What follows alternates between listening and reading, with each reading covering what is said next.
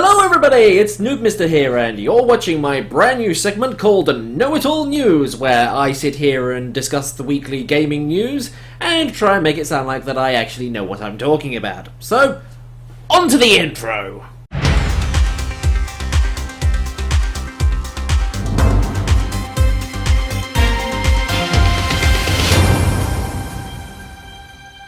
Yeah, I didn't really have time to put an effective intro together, unfortunately, what with me moving and everything. But don't worry, it'll be better next week, I promise. I will try and see if I can do it in SFM or something. But anyway, on to the news. UK retailer Game is going to be opening up concession stands in the newsagent WHSmith's, which is kind of an interesting move considering that in 2010, WHSmith's actually stopped supplying games. They just didn't do them anymore, and I recall because I went in there once to try and find them, but they'd stopped doing them, but that's beside the point. Apparently their move for doing this is that their profits are actually down 81% this year, which isn't surprising considering that I tend to buy most of my stuff off Steam nowadays, so yeah, that's probably why this move is happening. But why they have chosen to do it with WHSmith's is a very, very good question, because for one, most towns and cities that have a game in it also have a WHSmith's, so it doesn't really make much sense as to why they are effectively putting two stores in the same town. I mean, I know that works for something like Starbucks or Subway, but for a retailer like that, it doesn't really make much sense to me. Like I said, it's probably because they're so down on profits this year that they're trying to find like a way of boosting it, but I don't really think that's going to work. It sounds more like it's going to just cost them more at the end of the day than it will actually solve, so We'll have to wait and see. We'll wait and see what happens with that. In VR-related news, the HTC Vive, or Vive, depending on how you want to pronounce it, is going to be getting a wireless mode. Yes, that's right, ladies and gentlemen. You will be able to use your VR headset without tripping over your feet and the cables all the time. Well, you might still trip over your feet, but, you know, the cables won't be an issue. Now, apparently, the power pack that they've got for this extension, because I don't quite understand how it works. It sounds like it's just something that plugs into the side of the thing, wherever the cable goes in. I don't know. I don't own one of those headsets, so I wouldn't know. And apparently the battery life is only 90 minutes. Now, considering that most VR-related stuff does sort of probably not last that long, it wouldn't surprise me if that was okay, but for sort of longer play sessions, I mean, you know, most average gamers tend to play like 4 or 5 hours or even more, that might be an issue. However, there is another version of it that allows you to essentially put the power pack in your pocket, but of course the problem with that is that, you know, you have to have a pocket to put it in unless they supply you with like a little strap or clip to sort of clip it to the side of your trousers or on your belt. I don't know. But it does kind of solve a lot of the problems that you see with a lot of Let's Players who are using the Oculus Rift and things like that, and HTC Vive as well, where they keep tripping over cables all the time. So this is definitely a good step in the right direction, but they may want to like increase the size of the power pack, even if you've got to wear it as a backpack. You know, you'll be running around almost like you're in Ghostbusters. That's actually not a bad idea for a VR game though, somebody get on that. In some sadder news, Nintendo has announced that they will no longer be manufacturing the Nintendo Wii U.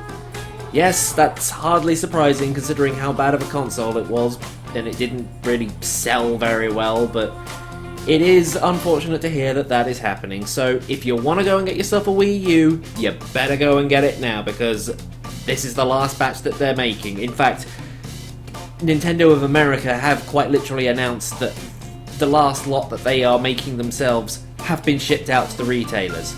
So if you want to get a new one, you better go and get one now, or, you know, just pick it up secondhand. So, yeah, goodbye to a console that really didn't do all that well. I mean, it sold worse than the GameCube. and even then the GameCube wasn't that bad of a console, so it doesn't really matter anyway. We've got the Nintendo Switch to look forward to, of course. In a rather interesting development, Gearbox is officially supporting a fan-created event on Battleborn called Battleborn Day. It's interesting to see them actually do this, considering I wouldn't say that the game was dead, and I know everybody's probably going to be sitting there going, ooh, it was dead on arrival, but that's not the point. The fact that Gearbox are actually willing to do this goes to show how much they want this product to succeed. Not to mention the fact that they've still got, like, several pieces of DLC to come out yet, and they've got, like, one more hero to go or something. I think, yeah, because the new one just came out, so that's good to hear. What the event actually involves is a Battleborn Day queue, which means that everybody basically gets lumped into one queue, so they're not being sort of like spread out over multiple different queues. They've got double EXP, play with the developers, not literally like play with the developers, you know what I mean, and double credit as well. So it's effectively all these massive events. Oh, and Loot Apocalypse as well, so you get double the chance at rare loot. They've also increased the battle rank, or command rank, up to 5, so you can now go up to 105, which is good because I recently maxed mine out, so it's nice to be able to go back and do that again.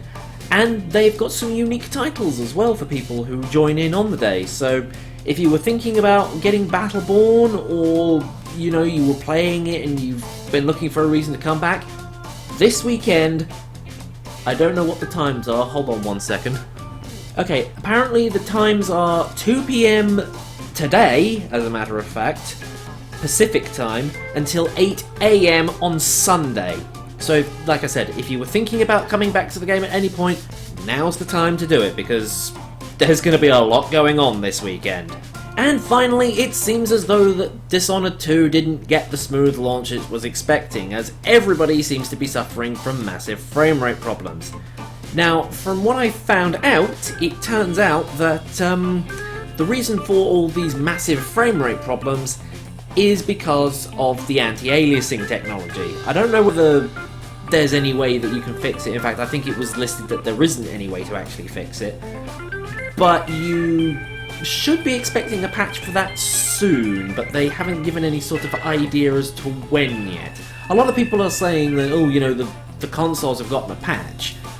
But from what has been said, it seems like that patch that went on the consoles was rolled into the PC version on release. So that patch that they're getting doesn't fix any of the problems that you're suffering from at the moment. So all I will say is try turning anti-aliasing off and see if that does anything. If not, then you're just going to have to wait for the patch, I'm afraid, because they have absolutely no idea when they're going to get this through. Anyway, thank you everybody for watching. I hope that was informative and that I didn't completely screw this up. I'm fairly new to this whole gaming news thing, so I really don't know what's what or what's relevant anymore, and by the time this goes out, this will probably most likely be irrelevant anyway, but we shall see. Just let me know by giving me some feedback, and I actually mean give me some feedback, because I want to know where I can improve on this.